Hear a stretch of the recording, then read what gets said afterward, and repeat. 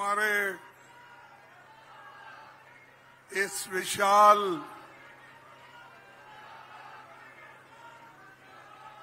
कार्यकर्ताओं booth level से लेकर डिस्ट्रिक्ट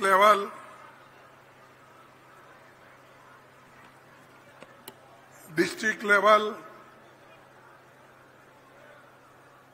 पीसीसी के पदाधिकारी यहाँ पर आप सभी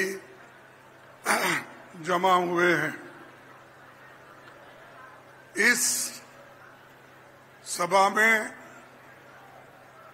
उपस्थित हमारे ऑर्गेनाइजिंग सेक्रेटरी केसी वेणुगोपाल और इंचार्ज सेक्रेटरी श्री सुखजिंदर रांधवा साहब, पीसीसी के अध्यक्ष श्री गोविंद सिंह दोत्रासी और सीएलपी के नेता टीकाराम जूली जी, हमारे सीनियर लीडर और पूर्व मुख्यमंत्री श्री अशोक गहलोत जी, पूर्व उप मुख्यमंत्री श्री सचिन पायलट जी, जितेंद्र सिंह जी, सीपी जोशी जी और तमाम साथी जो इस मंच पर बैठे हैं और मीडिया के मेरे दोस्तों, मैं यहाँ पर आपको चंद बातें कहने के लिए आए हैं। ये सिर्फ संगठन की एक मीटिंग है, ये कोई पब्लिक मीटिंग के नाते हम नहीं आए। जरा चुप बैठिए भाई, ये संगठन का मीटिंग है। तो आपको क्या करना है और आपको क्या सुनाना है सारे राज्य में, ये हम बताएंगे। एक तरफ तो अपनी बात रखेंगे और दूसरी तरफ हमारे एआईसीसी से जितने भी सर्कुलर्स निकले हैं और एआईसीसी के जितने भी इंस्ट्रक्शंस हैं, उस सारे चीजों को आप पढ़ के हर बूथ लेवल पे आपको जाना होगा, बताना होगा और इसके लिए संगठन को मजबूती मिलेगी। साथियों, मैं इस संविधान बचाओ रैली में आए सभी लोगों का तहे दिल से स्वागत करता हूं। देश के अहम सवालों पर मैं आपके साथ चंद बातें साझा करूं। इससे पहले पहलगाम में जो आतंकी हमले मारे गए लोगों को श्रद्धांजलि अर्पित करता हूं, क्योंकि ये इनोसेंट लोग, बहुत से लोग टूरिस्ट,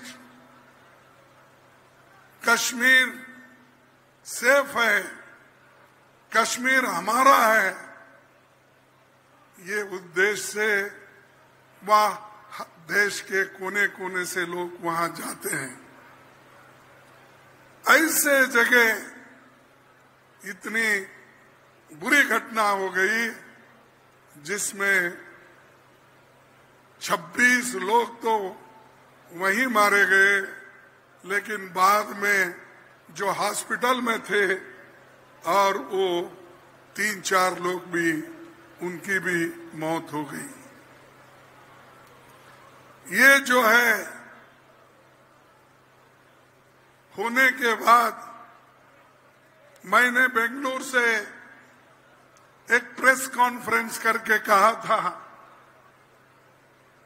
कि all party meeting prime minister बुलाना चाहिए। और जब हमारे स्वाभिमान पे धक्का गिरता है तब देश को एक रखने का काम सभी लोगों का है। इसीलिए मैं बेंगलुरु से एक प्रेस कॉन्फ्रेंस में कहा कि प्रधानमंत्री ये सबको बुलाए और उनकी बात सुने, आगे हमको क्या करना है ये भी वो कहें। वैसा ही हम तुरंत CWC की मीटिंग बुलाई। वहां पर राहुल गांधी जी, सोनिया गांधी जी और सभी हमारे वर्किंग कमेटी के मेंबर थे, उन सबको हम तुरंत बुलाए। बुलाकर वहां पर हमने ये कहा कि तुरंत सर्वदलीय मीटिंग बुलाना चाहिए। और हमको ये सरकार को हमने ये भी कहा, इस कठिन समय में हम सब एक होकर सरकार के जो भी एक्शन होंगे उसको हम कोऑपरेट करेंगे। लेकिन हमारी ये देश की बदकिस्मती है, सब पार्टी के लोग आए लेकिन उस मीटिंग में मोदी जी नहीं आए। यह शर्म की बात है। देश के स्वाभिमान को जब धक्का हो रहा, आप बिहार में चुनावी भाषण करते हो और यहां पर दिल्ली में नहीं आ सकते आप? क्या दिल्ली दूर है आपको बिहार से? बात तो बड़े बड़े करते हो, मेरी 56 इंच आती है, मेरी वो है, ये है, मैं वो लड़ूंगा, घर में घुसूंगा। अरे बाबा, कम से कम बिहार से उस दिन आकर हमारे मीटिंग में बैठते तो सबको मालूम होता था कि आपकी प्लानिंग क्या है, आप क्या करने वाले हैं, हमारे से क्या मदद चाहते हैं।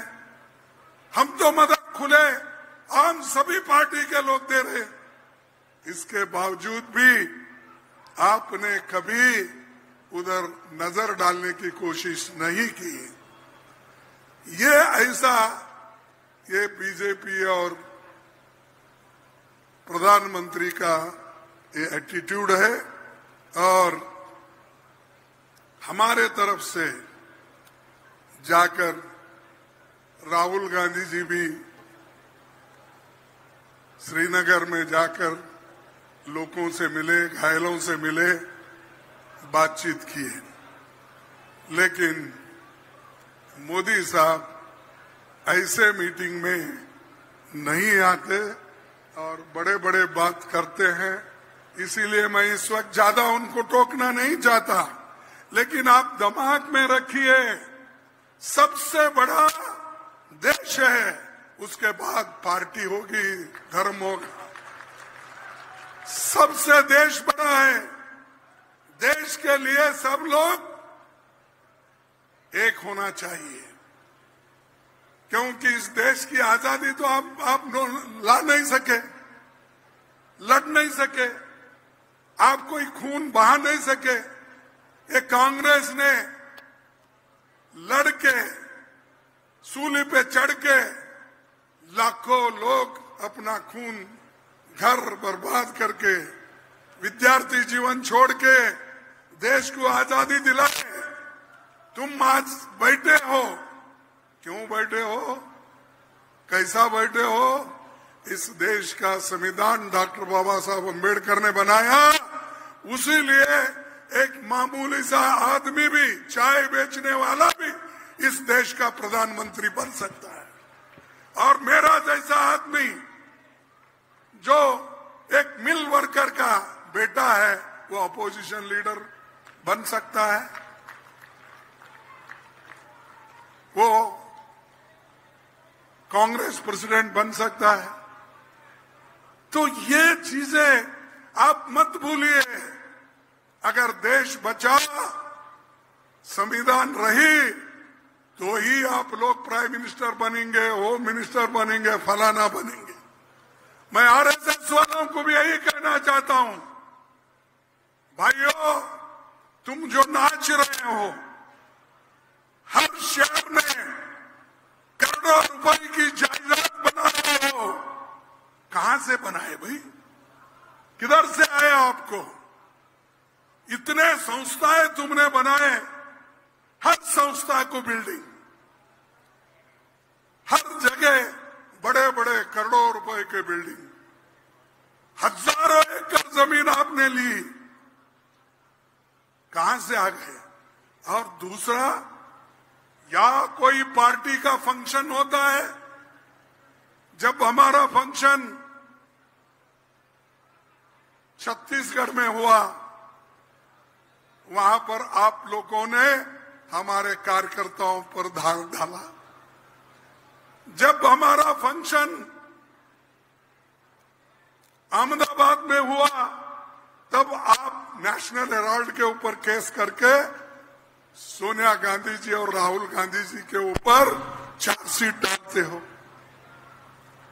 जब जब कांग्रेस बढ़ती है, तब तब ये लोग उसको दबाने की कोशिश करते हैं।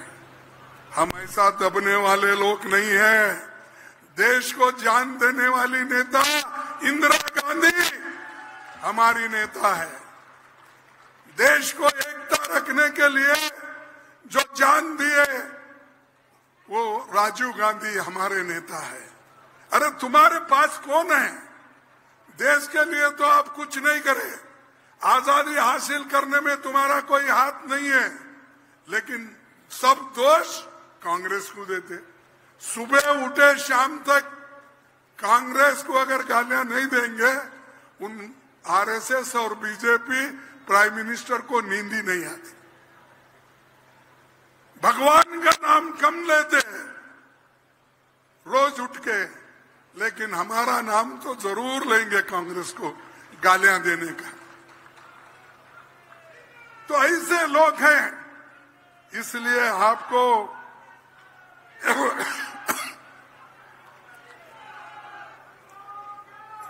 एक रहना चाहिए।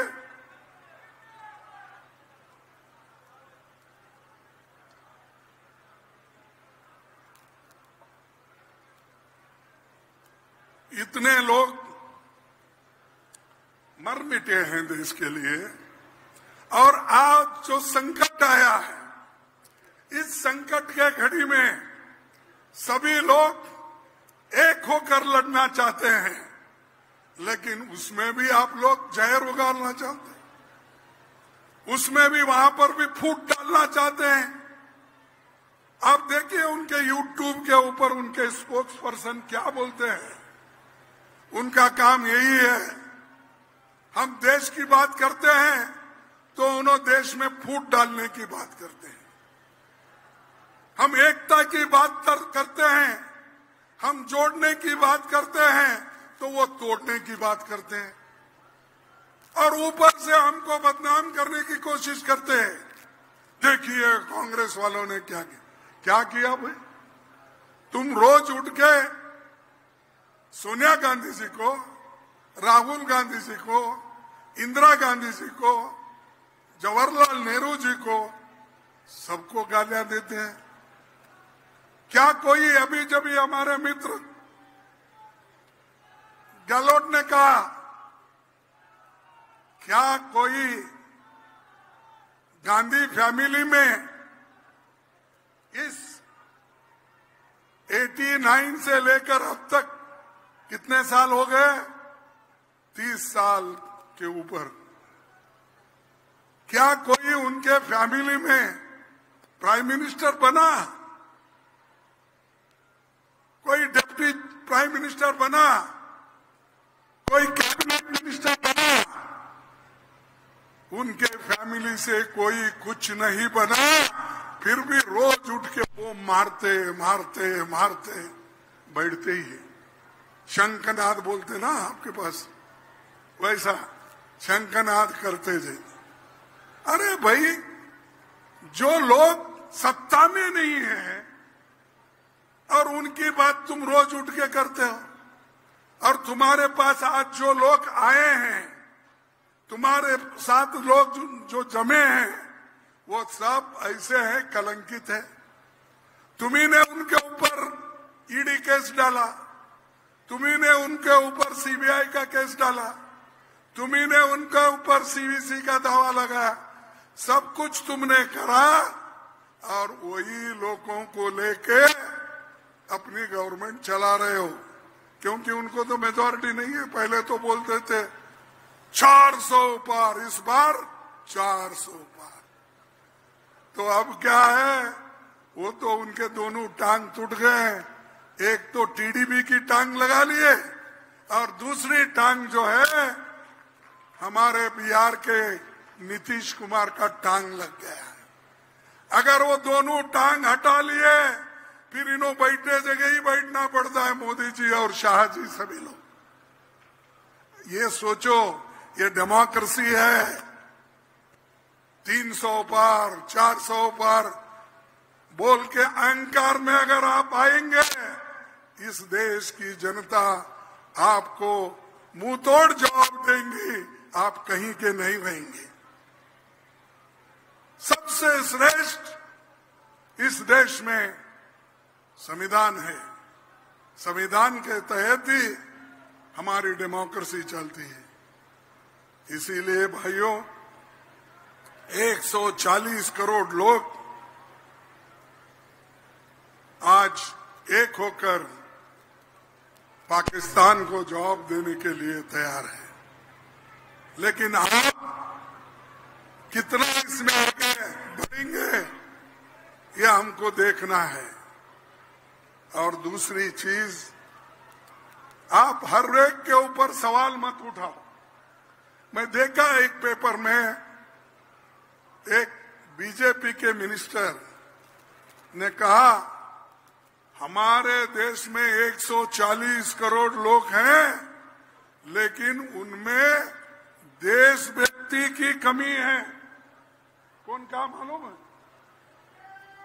अरे पीयूष गोयल ने कहा, अरे 140 करोड़ जनता को वो चैलेंज कर रहे हैं कि तुम्हारे पास देशभक्ति की कमी है। देशभक्ति की कमी हमारे पास है, तो क्या इंदिरा जी अपनी जान देती थी? क्या राजीव गांधी अपना जान देते थे? आजादी के लिए लड़ने वाले महात्मा गांधी जी के सीने में गोलियां खाई, वो किसने मारा? मैं उनका नाम नहीं बोलना चाहता हूं, तुमको सबको मालूम है। और ये लोग हम पे दब्बा लगा रहे, टीका कर रहे। तो हमको होशियार रहना चाहिए। हर दिन वैसे ही नहीं, हर एक को बेवकूफ आप हमेशा के लिए नहीं बना सकते। चंद लोगों को आप चंद दिन के लिए बेवकूफ बना सकते हैं। सारे लोगों को सारे समय तक बेवकूफ बना के नहीं रख सकते। ये भारत है और हमारे पास संविधान है। तो इसलिए मोदी जी, आप होशियार रहिए, सबको लेके चलने का सीखो, उसके बजाय सबको टीका करने का और सबके ऊपर ईडी रेड। हमारे पार्टी के जो भी अच्छे अच्छे कार्यकर्ता हैं उनके ऊपर ईडी रेड, नहीं तो सीबीआई केस। अरे मेरे को समझ में नहीं आ रहा कि आपको कार्रवाई करना है तो कानून के तहत कार्रवाई करो ना। जाना, छापे डालना और कोई पार्टी का काम करता है तो उसको कैसा कमजोर करना और उसको कमजोर करके पार्टी से दूर रखना या नहीं तो अपने पार्टी में लेना, ऐसा ही करके उन्होंने राज्यसभा में इतने लोगों को भर लिया है, पूछो मत। और राज्यसभा में भरले पहले उनको कलंकित बोले, पहले उनको सब कुछ बोले, दब्बा लगाए। वहां आने के बाद, जाने के बाद मोदी जी और शाह के पास वो क्लीन हो गए, सब वहां पर स्वच्छ हो गए। अरे भाई, तुम अगर ऐसा सबको डराते गए तो कांग्रेस को तो ऐसा डराएंगे। डराओ मत, ये कांग्रेस मजबूत है। और यहां जो आए हर देहात से एक एक आदमी है, बूथ लेवल का एक आदमी है, डीसीसी का एक आदमी है और ये समझता है। और जैसा कि इंदिरा गांधी जी ने यहां पर पहला भाषण देकर जब पार्टी टूटी हुई थी तो उनको हिम्मत देने वाले लोग हमारे राजस्थान के लोग, सबको छोड़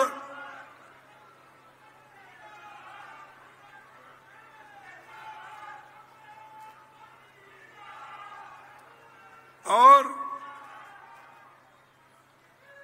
सबको कमजोर करने की कोशिश तो आपकी चल रही है, लेकिन ऐसे झूठे मुकदमे लोगों को कमजोर करके आप डेमोक्रेसी को कमजोर नहीं कर सकते।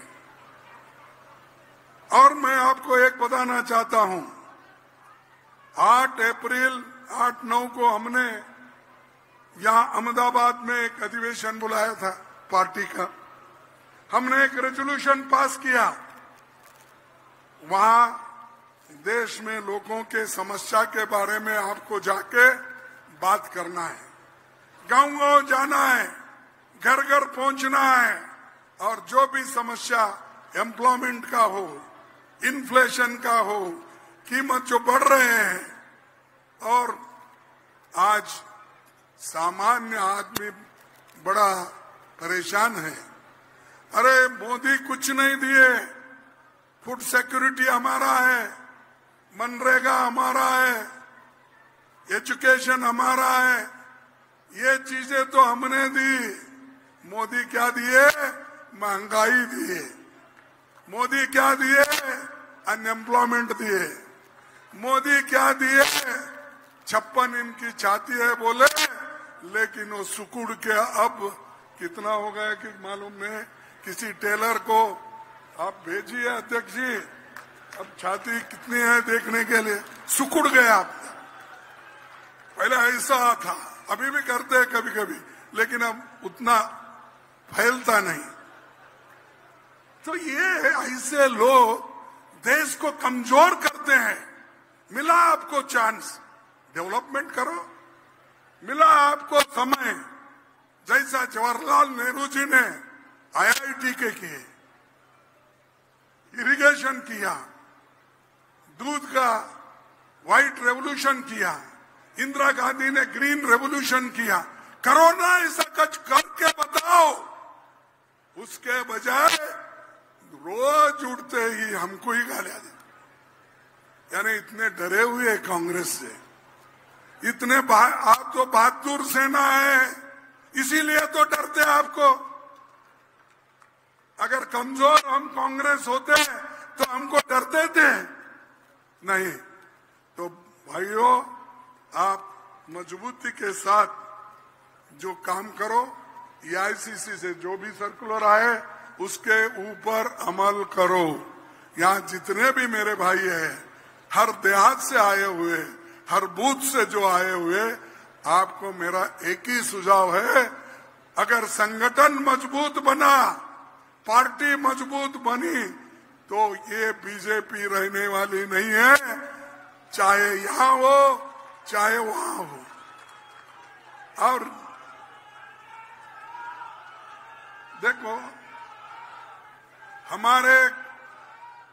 हमारे कांग्रेस पार्टी की जब यहां पर हुकूमत थी, उस वक्त कई वो कार्यक्रम कांग्रेस पार्टी के ओर से जो यहां सरकार चलाते थे, गहलोत साहब है, सचिन पायलट है, दूसरे हमारे पीसीसी अध्यक्ष है, सभी, तो ये लोगों के हित में काम किए। 25 लाख क्या है वो इंश्योरेंस, चिरंजीवी योजना, फिर इन्होंने उसको घटाकर 5 कर दिया। इनका काम हम बढ़ाना, इन्हों घटाना, यही है, और कोई काम नहीं। और ऐसा वो चीफ मिनिस्टर को चुनते हैं कि बैठो बोले तो बैठना, उठो बोले तो उठना। वो बैठ जाता है, उठो उठ जाता है। ऐसे लोगों को बिठाते हैं और बोलते हैं देखो हम एक बैकवर्ड को बिठाए, हम एक फॉरवर्ड को बिठाए, हम एक ब्राह्मण्स को बिठाए, हम एक राजपूत को बिठाए। अरे भाई, बिठाओ अच्छे लोगों को जो देश का काम करे, जो हमारे नौजवानों का काम करे, महिलाओं का काम करे, दलितों का काम करे, पिछड़ों का काम करे, वैसे लोगों को बिठाओ। वो सब छोड़ के अगर हमारा LOP leader of opposition July नहीं, टीकाराम जी जब जाते हैं मंदिर में, वहां पर कोई देखा भाई फोटो उसकी मूंछ वाला है, क्या है मालूम नहीं। हाँ, उसने वहां पर आते ही गंगा जल से धुलाया। यही सिखाता है तुम्हारा बीजेपी, यही सिखाता है हिंदू धर्म। आप तो सबको एक रखना चाहते हैं ना, फिर इन लोगों को क्या वाला कर रहे हो? और सब बात आप हिंदू की करते हो, जब हिंदू एक है तो ये क्यों चालाक चलते हो? एक अपोजिशन लीडर, एक एमएलए, 3 बार एमएलए बना है और संविधान के तहत चुन के आया है, उनको दर्शन लेने के बाद जाते ही गंगा जल से धोते हो। अरे भाई, तुमने क्या क्या नाटक नहीं किया पहले? अरे जरा बैठो भाई, क्या बात है, क्या नाटक नहीं किए? जब वो लोग 2014 में अधिकार में आए तो यही शाह साहब, यही उनके चेले लोग दलितों के घर में जाके खाना खिलाने का दिखाते थे।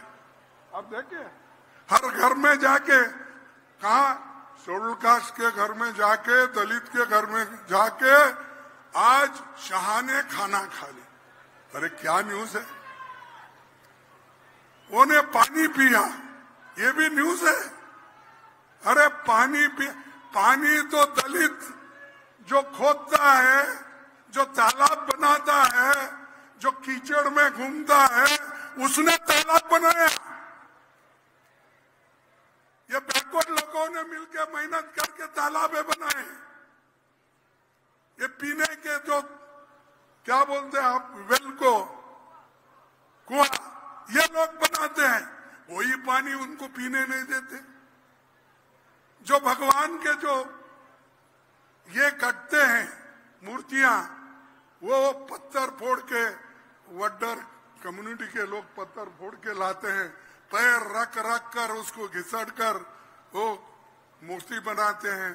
कहीं राम मंदिर में बिठाते, कृष्ण मंदिर में बिठाते, उधर बिठाते, सब ये करता है। होने के बाद तुम उसको छुओ मत। यह ऐसी बात हो गई। जिस मंदिर में तुम वो एक नेता थे इसलिए उनको लेके गए, उन्होंने 4 कदम आगे भी नहीं गए, वो मूंछ वाला आया और उसने बोला कि गंगा जल डाल के इसको साफ करूं। तो भाइयों, अगर देश की स्थिति इस ढंग से रही, हम कहां रहेंगे? मैं तो ये कहना चाहता हूं, इसीलिए बाबा साहब अम्बेडकर जो संविधान लिखे, देश एक रहना इसलिए लिखे। उन्होंने जो पूना पैक्ट कर लिया, उन्होंने जो पूना पैक्ट गांधी जी के साथ कर लिया, वो पूना पैक्ट के तहत यही दर्शाता है कि देश एक रहना। इसीलिए बाबा साहब अम्बेडकर ने महात्मा गांधी जी की बात मानकर आज संविधान बनाने के लिए भी वो आगे तैयार हो गए। मैं एक बात इसलिए कह रहा हूं, पहले हम हिंदू बोल के तुम जो बोलते हैं, मैं भी हिंदू ही हूं, मेरा नाम है, तुम लोग गलत पुकारते हो मेरा नाम। मेरा नाम है मल्लिकार्जुन। बोलो एक बार। अरे मेरा नाम का इतने आपके पास ये कितने अष्टलिंग है, कितने हैं? 12 लिंग है। 12 लिंग में से मैं एक हूं। मेरा बाप ने मल्लिकार्जुन रखा, जो श्रीशैल में है, जो श्रीशैल में है, उसमें वो नाम का मैं हूं। लेकिन मेरा नाम भी बराबर आप लोग नहीं पुकारते। हाँ, तो ये और हमारे जैसे लोग कहीं झुकने वाले नहीं हैं। मोदी साहब बहुत कोशिश कर रहे हैं, शाह साहब बहुत कोशिश कर रहे हैं दलितों को झुकाने का, पिछड़ों को झुकाने का। ये लोग झुकने वाले नहीं है। अब देश का संविधान आया है, बाबा साहब आया है, जय भीम का नारा है। इसीलिए राहुल गांधी जी ने बापू जिंदाबाद, जय भीम और जय हिंद, ये नारा सब, जय संविधान, ये नारा राहुल जी ने इसलिए बनाया कि सारे समाज के लोग मिलकर चले। और जो बाबा साहब अम्बेडकर ने संविधान समानता का, एकता का और बंधु प्रेम का जो दिया है, उसको लेकर चलने के लिए उन्होंने कहा है। वही काम राहुल गांधी जी आज कर रहे हैं। हम सबको एक होके उनके पीछे मजबूती के साथ, उनके साथ मजबूती के साथ ठहरना होगा। अगर उनकी शक्ति आप बढ़ाएंगे, मैं आपसे ये कहूंगा कि निश्चित रूप से देश बदलेगा। और देश अगर बदलेगा, हालात बदलेगी और हम और भी तेजी के साथ काम करेंगे।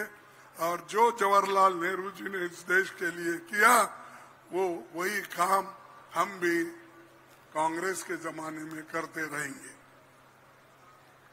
भाइयों,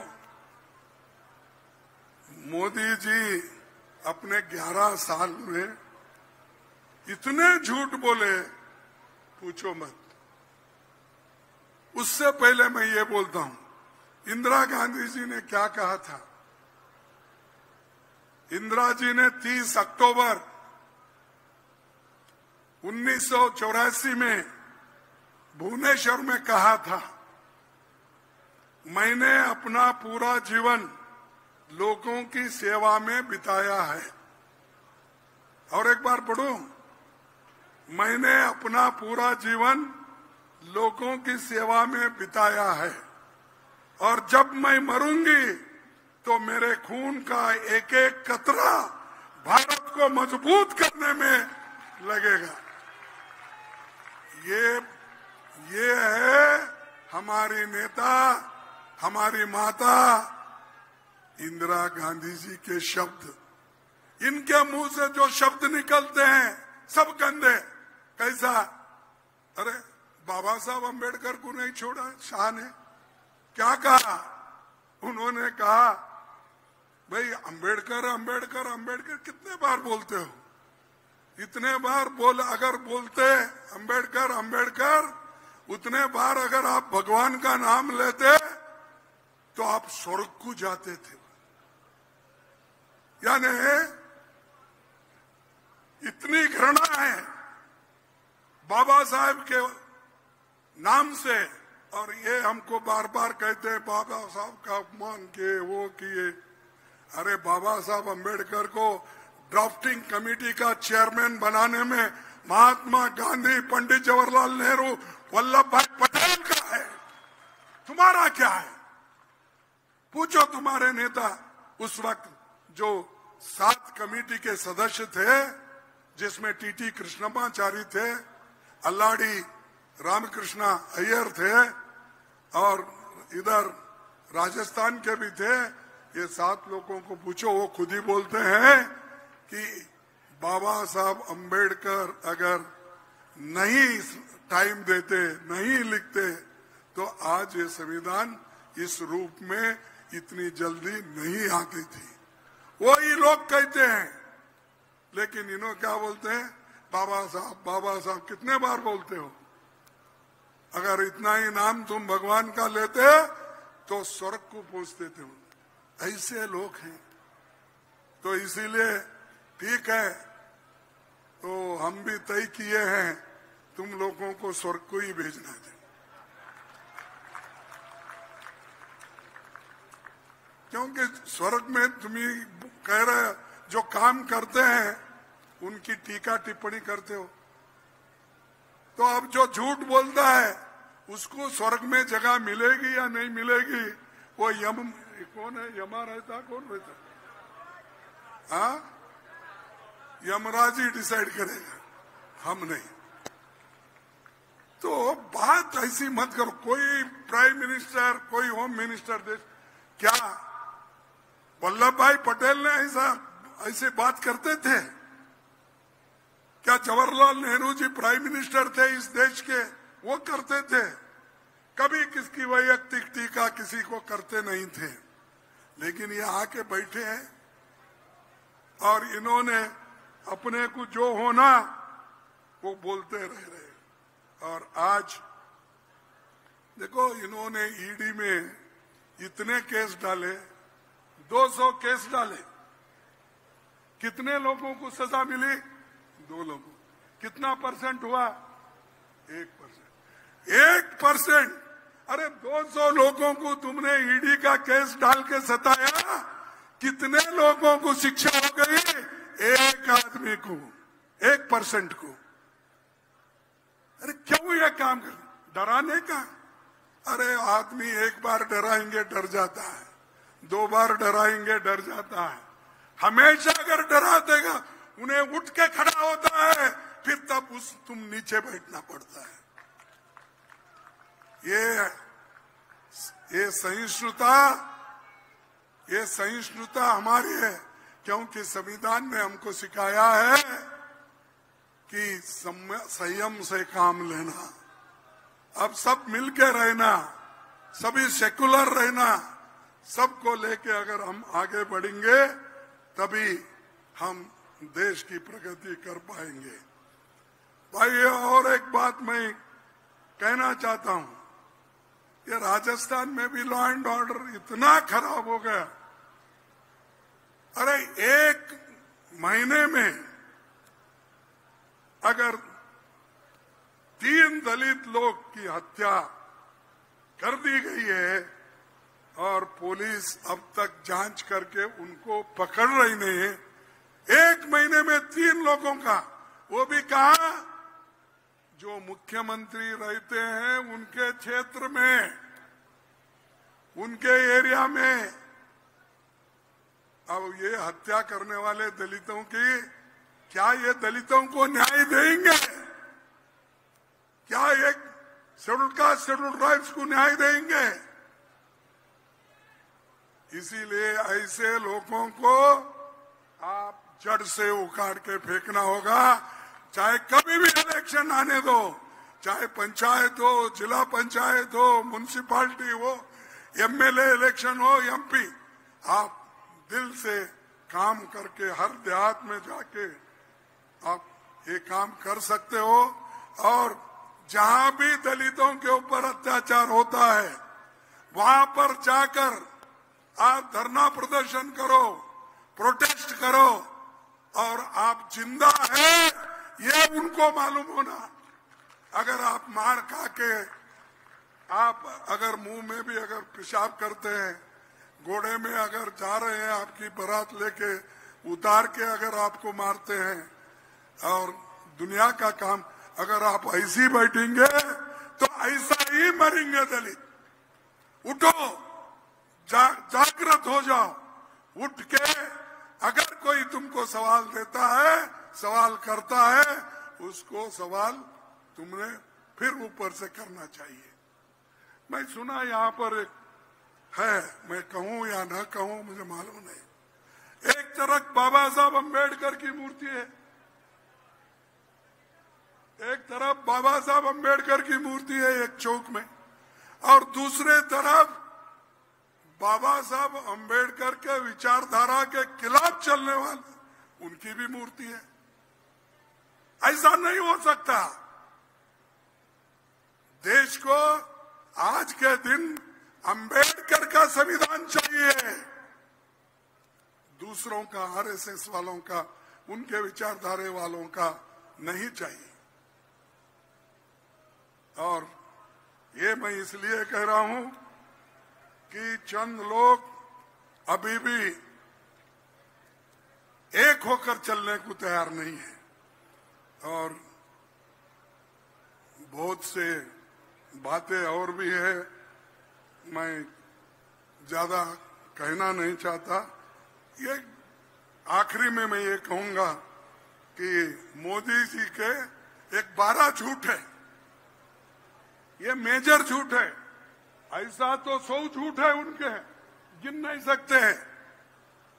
12 झूठ मैं बोलूंगा उनके, कौन से हैं आपको मालूम भी है, लेकिन मैं गिनता हूं, आपको याद दिलाता हूं कि वो कैसे प्रधानमंत्री है।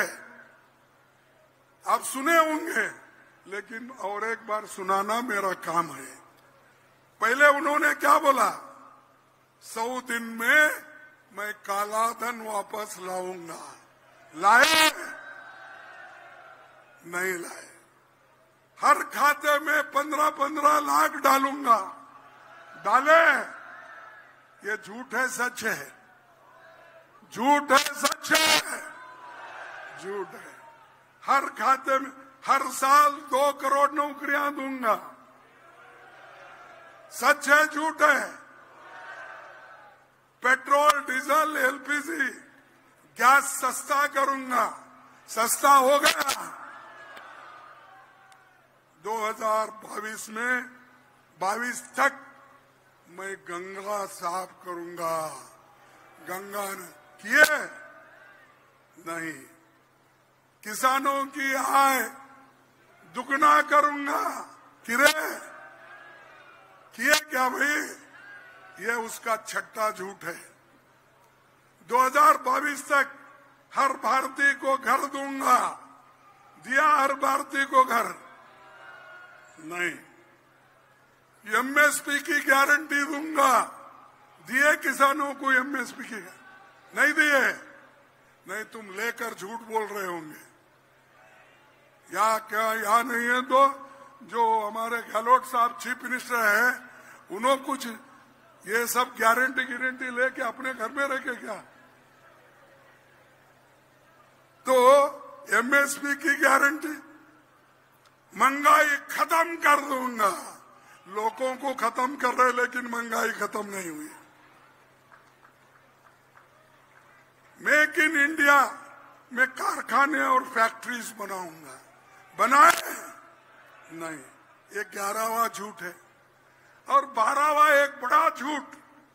मैं परसों पटना से उधर एक मीटिंग थी, अपना क्या है, हाँ?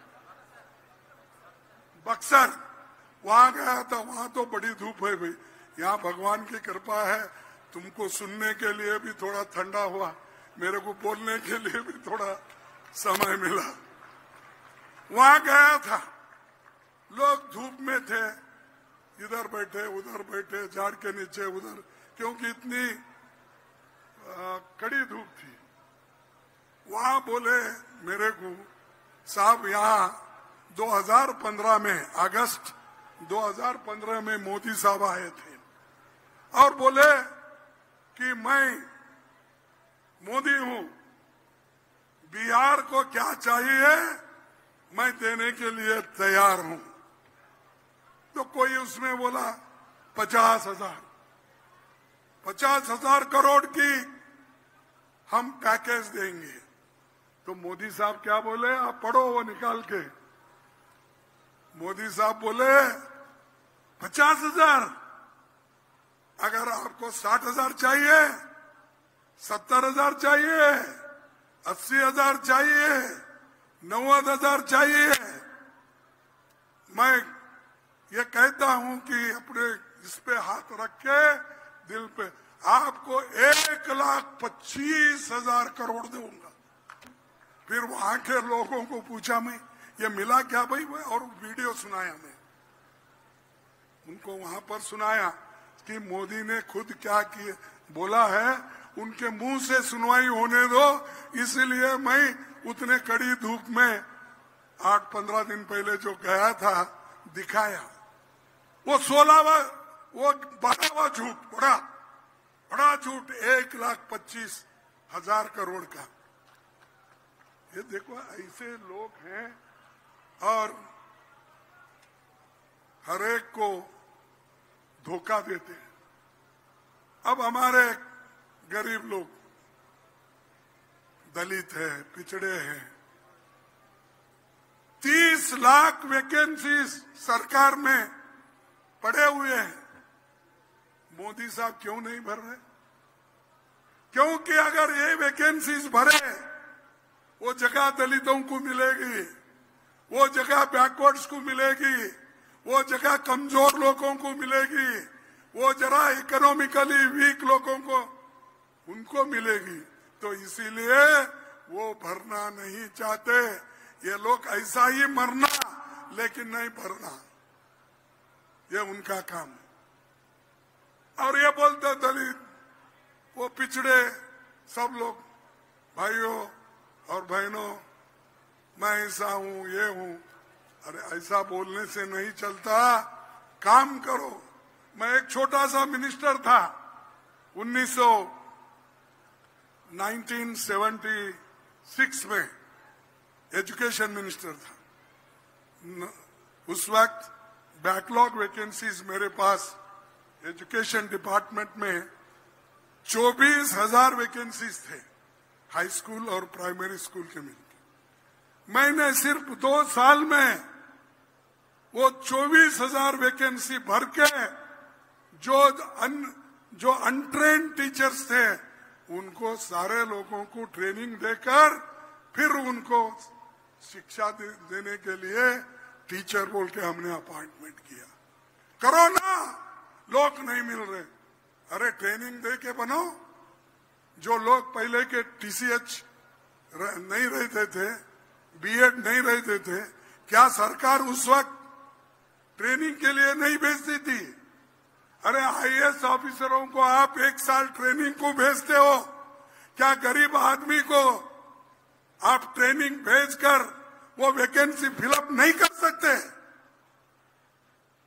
ये शर्म की बात है, क्योंकि दिल नहीं है। अगर दिल बड़ा होता, लोगों की सेवा करने की भावना होती, तो निश्चित रूप से मोदी जी कर सकते थे, लेकिन वो करने की उनकी ये नहीं। मैं कभी कल क्या कुछ देखा, 50,000 क्या 15,000 लोगों का सर्टिफिकेट बांटते वक्त। तो ये लोग इतने कमजोर है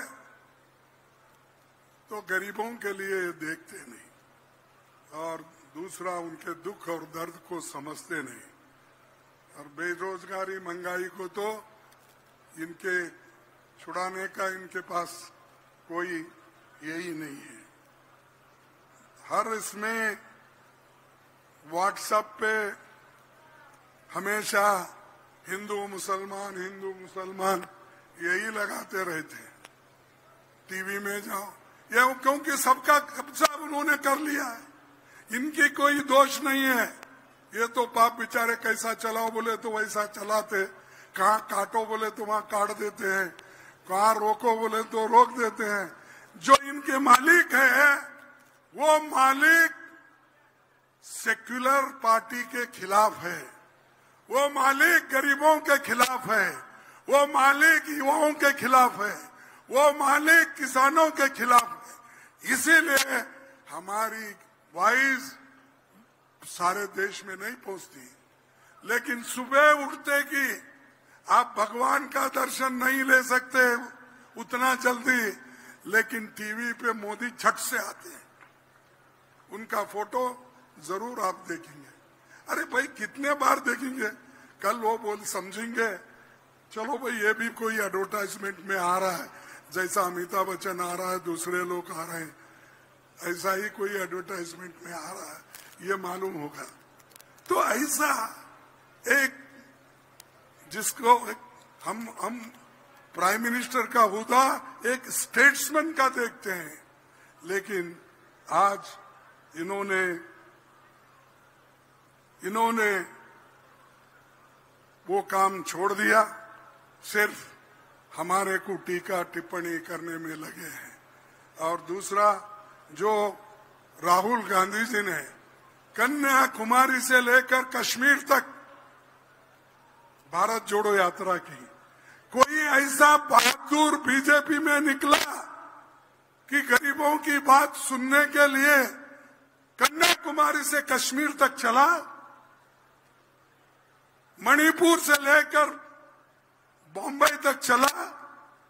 नहीं, बैठे जगह मंत्र न पहले तो बोलते थे ये सोने के चमचे में पैदा हो गए, वो है सिल्वर स्पून, ये कुछ बोलते थे। जब उन्होंने राहुल गांधी जी ने अपनी असली कुवत बताई तब ये लोग परेशान हो गए, अब उनके खिलाफ बोलने का काम नहीं कर रहे। अब बोलते हैं, दूसरी बात बोलते हैं, नो देश के तोड़ने की बात करते, मोड़ने की बात करते। ये बीजेपी की ये बातें अब नहीं चलेगी। हम जो भी काम कर रहे हैं वो देश के लिए कर रहे हैं और संविधान बचाने के लिए कर रहे हैं, और संविधान बचा के हम कितनी भी मुश्किलात हमको आओ, हम संविधान को छोड़ेंगे नहीं, लोकतंत्र को छोड़ेंगे नहीं, देश को छोड़ेंगे नहीं। देश और राष्ट्र प्रेम हमारे खून में है, तुम्हारे पास नकली है, तुम नकली लोग हो, इसीलिए तुम्हारे में और हमारे में बहुत फर्क है। इसीलिए भाइयों, मैं आपसे यही कहूंगा कि आप प्रचार करो, हमारे आइडियोलॉजी का प्रचार करो, हमारे जो रेजोल्यूशंस हमने कांग्रेस पार्टी में उठाई है अहमदाबाद में, उसका प्रचार करो, तभी हम मजबूत बन सकते हैं। नहीं तो एक दूसरे से लड़ते रहेंगे, हम बर्बाद हो जाएंगे। तो आखिरी में मैं ज्यादा कुछ नहीं कहना चाहता हूं, बस इतना ही कहूंगा, आपका आशीर्वाद जब तक कांग्रेस पार्टी पे हम पे रहेगा, कोई हमको कुछ नहीं कर सकता। तो आपको सबको धन्यवाद और सबको मेरा प्रणाम। धन्यवाद। जय हिंद। अरे जोर से बोलो यारो, जय हिंद, जय हिंद, जय भीम। अगर आप ये वीडियो YouTube पर देख रहे हैं तो हमारे चैनल को सब्सक्राइब करें और बेल आइकन को दबाना ना भूलें। अगर आप Facebook पर ये वीडियो देख रहे हैं तो हमारे पेज को लाइक करें।